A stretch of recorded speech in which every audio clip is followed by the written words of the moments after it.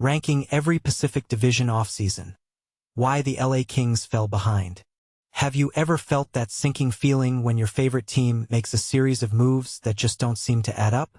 That's exactly how many fans of the Los Angeles Kings must have felt this past offseason. The Pacific Division was abuzz with activity, and while the Kings were certainly busy, their moves left many scratching their heads. In fact, it's fair to say that their offseason performance was so lackluster that it might have actually made their rivals look better by comparison. Let's dive into why the Kings' moves were so questionable and how they ended up at the bottom of the Pacific Division's offseason rankings. But here's where it gets controversial. The LA Kings made a splash with 5 new free agent signings, including Corey Perry, Joel Armia, Brian Dumoulin, and Cody Ceci, and re-signed Andrei Kuzmenko. However, the euphoria was short-lived. The Kings' joy was dampened by the departures of key players like Vladislav Gavrikov and Jordan Spence.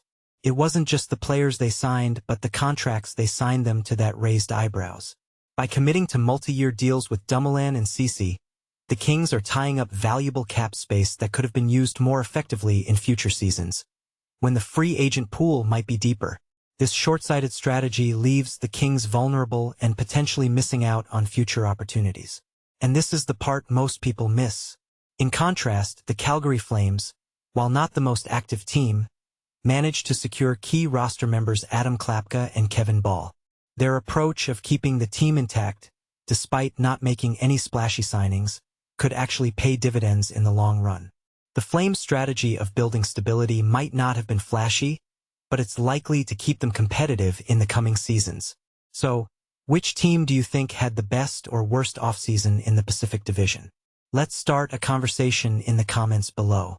Agree or disagree with the rankings? Share your thoughts. LA Kings 2025 offseason deep dive trade rumors, roster strategies, and future outlook. Navigating the future. The LA Kings offseason journey. Embarking on the 2025 offseason, the LA Kings found themselves in a position of strategic urgency. Despite a commendable regular season where they finished second in the Pacific Division with 105 points, it was evident that the team needed to chart a new course to tackle upcoming challenges effectively.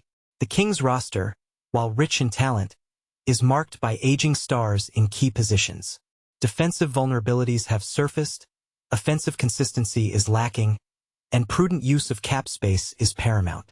Each decision made in the coming months will shape the team's future trajectory. The Kings' primary objectives are to refine their core players, nurture young talent, and maintain playoff competitiveness without overspending. Amidst numerous signings, trades, and speculation about high-profile targets, the franchise balances flexibility and competitiveness. The veterans' legacy and young talents rise. The Kings' seasoned leadership provides stability, but the team's long-term success hinges on the growth of younger players into pivotal roles across all forward lines. Leadership anchors the top line. At 37, Anze Kopitar remains the heart of the team, offering leadership, experience, and exceptional puck control. His partnership with Philip Danault, an elite two-way center, strengthens the top line. Meanwhile, Trevor Lewis, though reliable in faceoffs, is unlikely to feature prominently moving forward due to his advancing age. While these veterans bring immediate stability, the Kings must invest in developing players like Akil Thomas, Alex Turcotte, and Francesco Pinelli to secure a sustainable future. Wingers need to step up. The wings, though somewhat younger, require strategic placement. Kevin Fiala, Trevor Moore, and Adrian Kemp contribute significantly to scoring, but the team's power play performance lagged at 17.9%, ranking 27th in the league. Quinton Byfield, at 22, is rapidly evolving into a top 6 forward. Youthful offense aims for consistency. The additions of Corey Perry and Joel Armia bring playoff experience but are seen as short-term solutions. To maintain a potent offense throughout the season, the Kings need more contributions from younger players such as Alex Laferriere and Martin Chromiak. Defense needs overhaul. In July, the Kings experienced significant changes on the blue line. Vladislav Gavrikov's departure to the Rangers was offset by the signings of veterans Cody Ceci and Brian Dumoulin. Drew Doughty continues to lead the right side, but depth concerns persist. Analysts question whether these moves will suffice for long-term stability. The trade of Jordan Spence to Ottawa signals the organization's commitment to developing Brant Clark, a 22-year-old defenseman with offensive vision and power play skills. However, Clark's success could depend on finding a proven partner.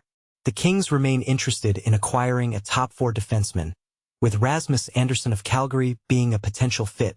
However, budget constraints and future cap commitments will influence whether a deal is finalized before training camp. Forward depth provides stability, not power.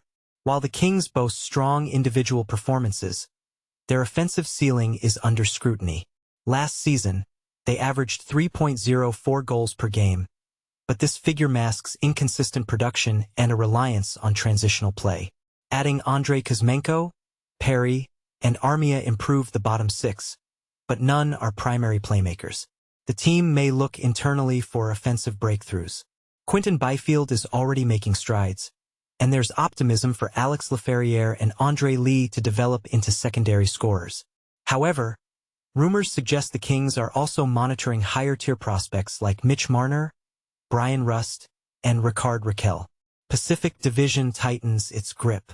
The Pacific Division is becoming more competitive, putting pressure on the Kings to adapt quickly. Defensive metrics were among the league's best, with the Kings allowing just 2.48 goals per game. However, the roster's aging trend and recent losses mean these numbers might not be sustainable. Special teams require improvement.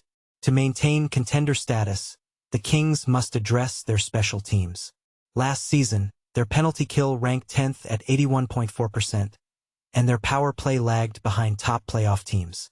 Enhancements in these areas are crucial, especially as veteran players face age-related decline. Depth and stamina key for playoffs.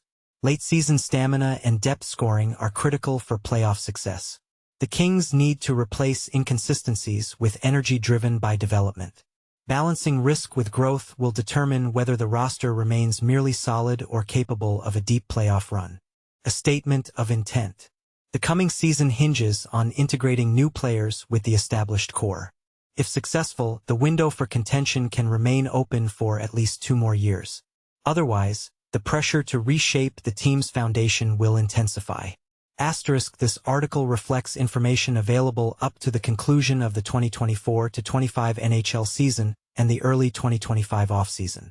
Team rosters, player transactions, and organizational strategies may evolve as the offseason progresses.